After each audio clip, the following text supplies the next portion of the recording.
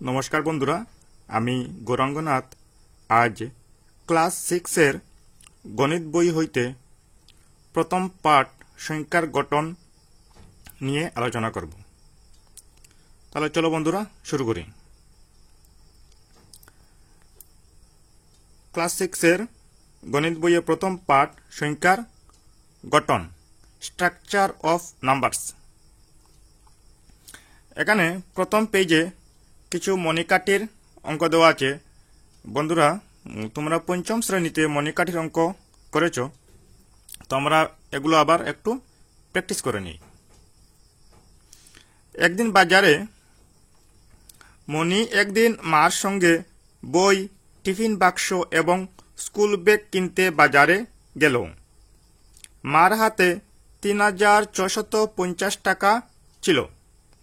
মণি ১২৭০ টাকার বই, ছোট বোন ও ভাইয়ের জন্য ৮০৫ টাকার টিফিন বাক্স ও স্কুল ব্যাগ কিনল। টাকার পরিমাণগুলো লিখো এবং মনীষলার সাহায্যে দেখাও। মার হাতে টাকার পরিমাণ। বন্ধুরা, মনীষলা এবং মণিকাঠি একই জিনিস।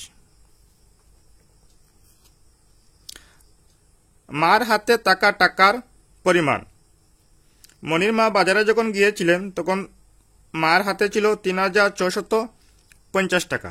এখানে দেখে দেওয়া হচ্ছে ৩,৬৫০, এককের করে ০, দশকের করে ৫, শতকের করে ৬ এবং হাজারের করে ৩, ৩,৬৫০। এগুলাকে মণিকাঠিতে কিভাবে দেখানো হয়েছে দেখো। এককের কাঠিতে একটিও মণি নেই, কারণ এককের গড়ে ০। দশকের গড়ে ৫টি মণি আছে, ১, ২, ৩, ৪, ৫।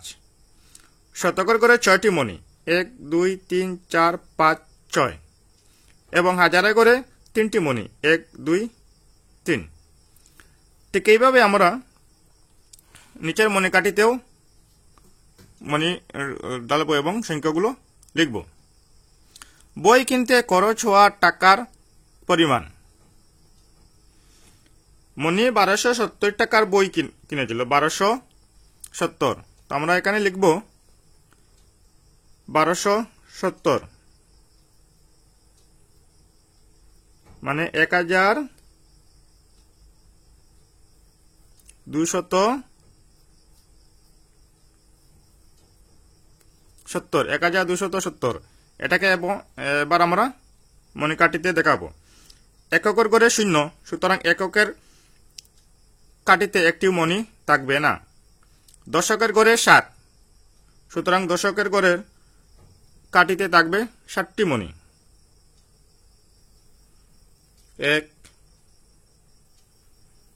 ২, ৩, ৪, ৫, ৬, ৭।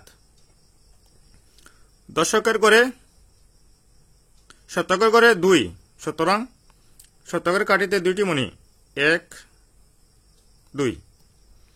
হাজারের গড়ে ১ আছে, সুতরাং হাজারের কাঠিতে থাকবে ১টি মণি। এবারে স্কুল ব্যাগ ও টিফিন বাক্স কিনতে খরচ হওয়া টাকার পরিমাণ। এখানে দেখো, ছোট ভাই ও বোনের জন্য ৮০৫ টাকার টিফিন বাক্স ও স্কুল ব্যাগ কিনল। টিফিন বাক্স এবং স্কুল ব্যাগের জন্য ৮০৫ টাকা। তো ৮০৫ টাকাকে আমরা এখানে লিখব। ৮০৫ এককের করে ৫, দশকের করে ০ বসবে, দশকের করে কিছু নেই, এবং শতকের করে বসবে ৮। ৮০৫। তো এটাকে এবার আমরা মণিকাঠিতে দেখাবো। এককের গড়ে আছে ৫, এককের কাঠিতে থাকবে ৫টি মণি, ১, ২, ৩, ৪, ৫। দশকের গড়ে ০, সুতরাং দশকের গড়ে একটি মণি থাকবে না। শতকের গড়ে ৮, এখানে শতকের গড়ে থাকবে ৮টি মণি, ১, ২, 3 4 5 6 7 8 হয়ে গেল। এবারে মোট খরচ হওয়া টাকার পরিমাণ। তারা মোট কত টাকা খরচ করেছিলেন? তারা 1270 টাকা দিয়ে বই কিনেছিলেন এবং 805 টাকা দিয়ে স্কুল ব্যাগ এবং টিফিন বাক্স কিনেছিলেন। তো আমাদের যোগ করতে হবে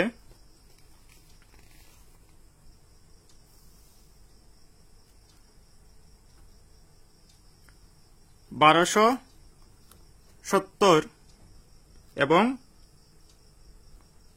805। এই 1270 হলো বইয়ের জন্য এবং 805 টাকা হলো টিফিন বাটি এবং স্কুল ব্যাগের জন্য। আমরা এগুলো যোগ করব। প্রথমে এককের ঘর যোগ করব।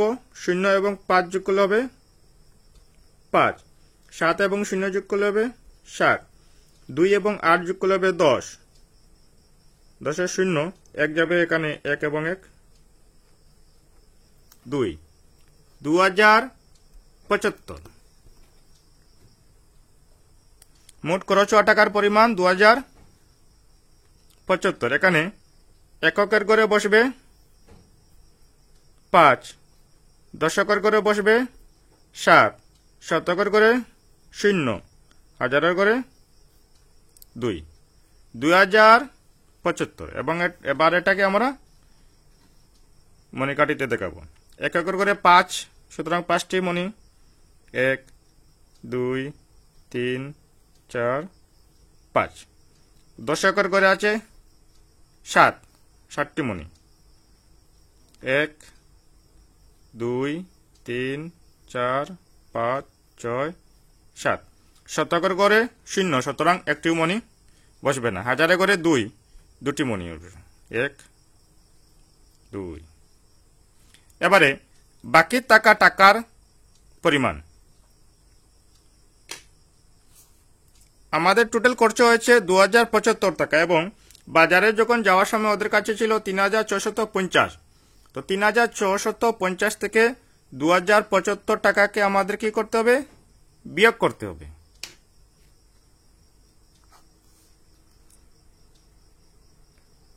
$3650 টাকা থেকে 2075 টাকা বিয়োগ করব। 0 থেকে 5 যাবে না, এখান থেকে এখানে হবে 10। 10 থেকে 5 গেলে কি 5, এখানে থাকবে 4। 4 থেকে 7 যাবে না, এখান থেকে এখানে বড় বললো 14। 14 থেকে 7 গেলে কি 7, এখানে হয়ে গেল 5। 3 থেকে 2 গেলে কি 1। 1575।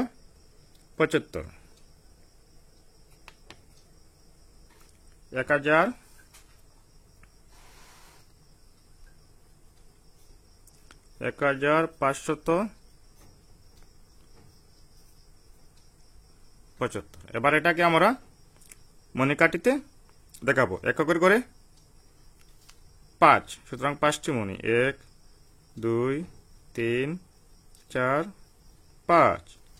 দশকের ঘরে 7 আছে, দশকের ঘরে 7টি মণি বসবে। 1 2 3 4 5 6 7। শতকের ঘরে 5, 5টি মণি বসবে। 1 2 3 4 5। এবং হাজারের ঘরে 1 আছে, হাজারের কাঠিতে 1টি মণি। বন্ধুরা, এই তো হয়ে গেল। ঠিক আছে, আমরা এর পরের অঙ্কগুলো আগামী ভিডিওতে করব। ভিডিওটি যদি ভালো লেগে থাকে তাহলে লাইক, শেয়ার এবং সাবস্ক্রাইব করবে।